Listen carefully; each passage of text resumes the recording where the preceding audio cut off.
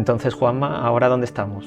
Pues mira, esta es la sala capitular, que es una sala muy importante en el monasterio. Aquí se reúne el Consejo de Gobierno del monasterio, que lo forman las madres, las hermanas y las donadas. Aquí, por ejemplo, se decide las monjas que van a ser madres abadesas, las que se presentan, las candidatas a ser madres abadesas. También los grandes asuntos que haya que relatar se harán aquí. Aquí se reúnen la madre abadesa, la madre vicaria, la madre maestra de novicia, la madre clavera, que es la tesorera del convento, y un grupo muy peculiar de monjas que tienen las clarisas, que se llaman las madres discretas. Todo lo que se habla aquí no puede salir fuera, por lo tanto ellas tienen que mantener una perpetua discreción, tienen que estar calladas con todo lo que se habla en el Consejo de Gobierno del monasterio. Y aquí dice Moguer, el umbral del nuevo mundo.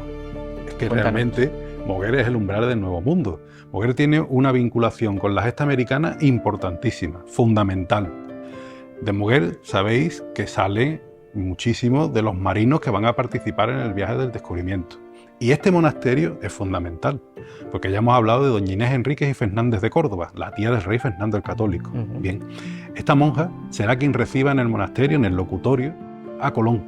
Este hombre que llega aquí, algo muy importante le tuvo que decir, que ella apuesta por lo que este hombre le había manifestado. Le escribe a sus sobrinos, a los reyes católicos, doña Isabel y a don Fernando, y le pide que atiendan a este hombre en la corte, que escuchen el proyecto que Colón le lleva en las manos, porque Colón es muy listo.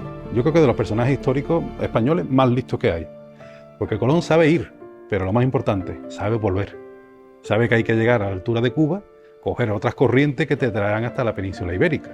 Ese es el truco de Colón, lo que Colón sabe y lo que seguramente le tuvo que mostrar, tanto a doña Inés Enrique como a los reyes. Ahora te voy a hacer una pregunta de colegio. Dime el nombre de las tres carabelas.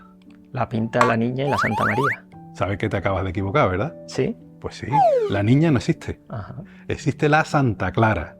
La Niña es un barco que se construye en Moguer hacia 1488, en los astilleros de Ribera, que tenemos a 1 kilómetro de aquí. Se bota una carabela y que se le pone por nombre la Santa Clara, en homenaje a la titular de este convento. Sus propietarios, los armadores, son los hermanos Niña, que son naturales de aquí de Moguer, que participan en el viaje del descubrimiento. Y ellos son los que le dan el nombre popular a su barco, la Niña. Si cogéis el diario de a bordo del viaje del descubrimiento, Colón todo el rato está pidiendo que la llamen la Santa Clara, pero el pobre no tiene suerte y al final se sigue conociendo como la Niña. O sea, ya en la propia expedición, en el primer viaje de la expedición, ya el Colón, nombre ya... Ya el nombre se había perdido. Incluso los pleitos colombinos, que son los testimonios que a posteriori se recogen sobre el descubrimiento, siempre hablarán de la Niña. Sí que eso es propiedad de los hermanos Niños, pero se habla de ese barco como la Niña. Ese barco es muy importante, porque ese barco trae de vuelta a Colón. Sabéis todo que la noche de Navidad se encalla la Santa María, el barco la Niña no puede tirar de él porque la Pinta estaba por ahí haciendo de la suya, y entonces Colón decide que hay que desmontar ese barco y construir el fuerte de la Navidad. Pero claro, Colón tiene que venir en un barco a España y elige la Niña, y él lo dice, porque es la más marinera, es el barco que mejor navega por el Atlántico. Cuando están a la altura de las Islas Azores, el 14 de febrero de 1493, hay una gran tormenta. La marinería entra en pánico, le entra miedo. Colón dice que daba espanto ver cómo las olas rompían encima del barco. ¿Y qué se hace en ese momento, Javier? Se encomiendan todos. Claro, le piden a Santa Clara que interceda por ellos a Dios para que el barco no se hunda. ¿Y qué deciden hacer? Pues uno de ellos pasará una noche entera rezando en la iglesia de este monasterio. En esa época, cuando tú haces una promesa a Dios, se cumple, aun a costa de tu vida. Por eso el almirante, cuando llegan a España, ellos llegan a España la mañana del 15 de marzo de 1493. Por la noche, la Niña, la Santa Clara, asciende por el río Tinto hasta Moguer y todos los marinos van a acompañar a Colón hasta la iglesia del monasterio. Todos ellos pasarán la noche en vela con el almirante y por la mañana se dice una misa de acción de gracias. Eso se conoce como el voto colombino y se conmemora en la iglesia de Santa Clara todos los 16 de marzo. Y os quiero llamar la atención sobre una cruz. La tradición dice que esa cruz, en la llamada cruz colombina, era la que encabezaba la procesión de marinos desde el puerto de la Ribera de Moguer hasta la iglesia de Santa Clara y que lleva aquí más de 500 años. Claro, estamos hablando de un grupo de hombres que ha partido en busca de las Indias, sí. se encuentran con unas tierras que no son las Indias. Exacto. Y regresan y sin haber dado aún noticia de su descubrimiento, lo primero que hacen es encaminarse hasta aquí, hasta el monasterio de Santa Clara, para cumplir ese voto, ¿no? Sí, las cartas que habían escrito a los reyes, dándole parte de la llegada, tanto Pinzón como Colón, tardaron unos días en llegar. Ya ellos estaban cumpliendo con Dios. Hay que tener eso. Qué importancia es cumplir siempre primero con Dios, sí. ¿verdad? Además te digo otra cosa. Colón sale el 3 de agosto. Y no sale el 3 de agosto arbitrariamente. Sabéis que el día 2 de agosto es el jubileo de la porciúncula, que es en todas las iglesias franciscanas se te perdonan los pecados. Entonces ellos esperan a pasar la fiesta de la Reina de los Ángeles, el día 2 de agosto, para ir a ese viaje limpio, porque ellos no saben a dónde van. Ellos se encomiendan a Dios y lo que Dios quiera. Había muchas leyendas, muchos testimonios de gente que había partido pero nunca había vuelto. Presumiblemente los marinos de Moguer estuvieron en los conventos franciscanos recibiendo ese jubileo de la porciúncula. Después irían hacia Palos para salir las 3 carabelas en dirección a lo desconocido. Bueno, primero a Canarias y después a donde Dios dispusiera. Pero todo eso siempre está todo en manos de Dios. Colón, tú sabes, los barcos españoles, se invoca a Dios por la mañana, se invoca a Dios por la noche, se reza a la Virgen. Siempre está Dios delante. Dios era algo muy tangible para ellos. Lo tenían a la mano. Estaban en manos de Dios. Se dice que fue más seguro ir a la Luna que ir a América. Porque los que fueron a la Luna sabían perfectamente a dónde iba, cómo iban. Los que fueron a América no. Ellos fueron a donde Dios les dispuso. Y había veces que Dios disponía que los barcos no volvían y no volvían.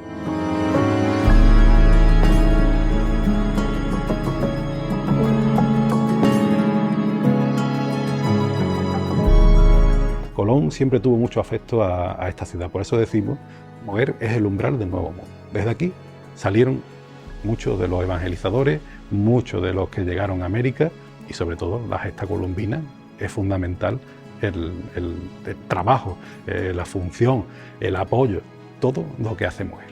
Sí, aquí se palpa la historia y la relevancia que ha tenido el descubrimiento de América y la evangelización que trajo con ella. Exacto, es que tenéis que tener en cuenta que la evangelización de ida y vuelta, porque, por ejemplo, se crean cofradías con personas que habían ido a América y que habían vuelto. La cofradía del Rosario de Moguer de 1574 la forman los peruleros, pues son los que fueron a Perú, hicieron ganancias y después fundaron cofradías, fundaron altares, ayudaron con mandas testamentarias a los distintos conventos, a la parroquia, es decir, para que se mantuviera el culto, o bien dotaban de retablos a las iglesias. Es decir, todos los que van a América siempre tienen presente a Dios.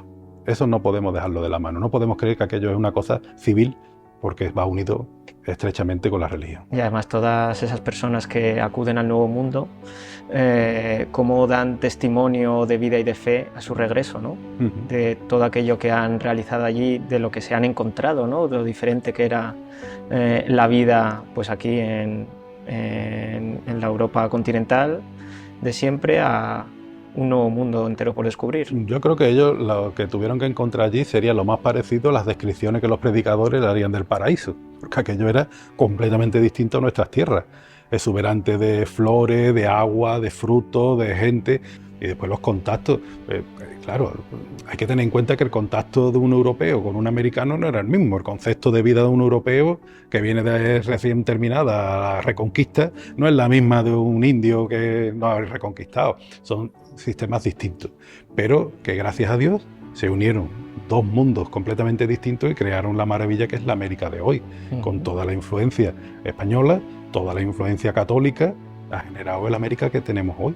Ese mestizaje, ¿no? Ese mestizaje religioso, cultural y de raza, que como siempre se ha dicho, ¿no? Que son nuestros hermanos que están al otro lado del charco. Imagínate tú cómo considerábamos nosotros el Atlántico como un simple charco por la cercanía. Una parte de la familia está en Argentina, la otra parte está en México y otra parte en Moguer.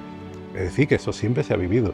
O, por ejemplo, monjas de aquí de Moguer, la Orden de las Clarisas precisamente mandó muchas monjas para fundar o reformar el monasterio. Pero es que las esclavas que se fundan en el siglo XIX aquí, cuando fundan en Argentina y en otras zonas de Moguer, porque aquí estaba el noviciado, entraron muchas niñas en el convento, muchas han terminado allí y siguen estando allí, ya muy ancianas, pero siguen estando allí con una labor importantísima, pero sobre todo manteniendo vivas esas comunidades religiosas que nacieron hace 500 años. Claro, como este lugar es también un germen de evangelización, ¿no? Sí, sí. En cuanto a las personas que se forman aquí y cómo parten desde aquí. Exacto, desde aquí van a evangelizar América, pero desde aquí se van a fundar, reformar y crear nuevos monasterios. Porque las clarisas de Moguer siempre tuvieron fama de monjas santas, se les llamaba en todas las crónicas, mujeres de vida ejemplar. Y claro, cuando se fundaban monasterios reclamaban monjas de Santa Clara para que esas monjas fueran el germen de esas nuevas comunidades que se estaban creando. Has visto que en el claustro de las Madres hay muchísimas plataneras. ¿Sí? Pues mira, te voy a contar. Hay una tradición antigua, muy muy antigua en el monasterio, que nos dice que Colón le trajo como regalo a las monjas un pequeño banano, que sería el antepasado de lo que estáis viendo hoy aquí en el monasterio. Sí. Interesante.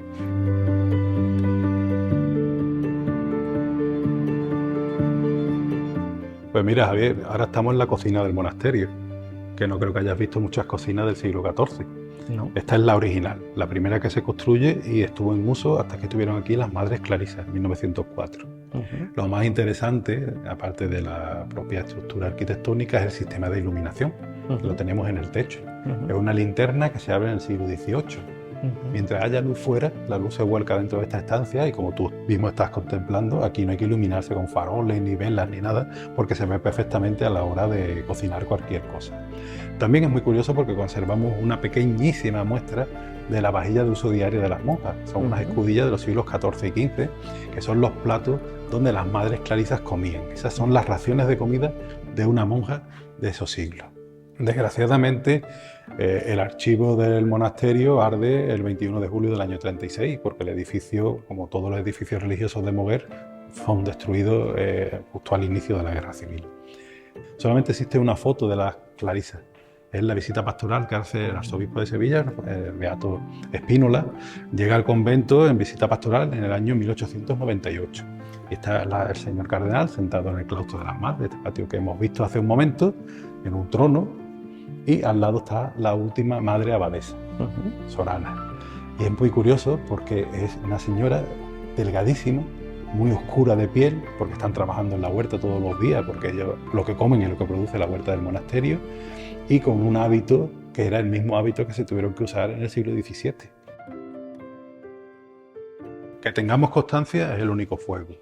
Por lo tanto, la vida en invierno aquí es muy dura. Imaginaos estas mujeres con que tuvieran unos hábitos de tela vasta y gorda, pero la vida aquí es muy fría. Da testimonio también de la vida tan dura que tenían estas mujeres. Del sacrificio que hacían, ¿no? Claro, ellas todo lo hacen por amor a Dios.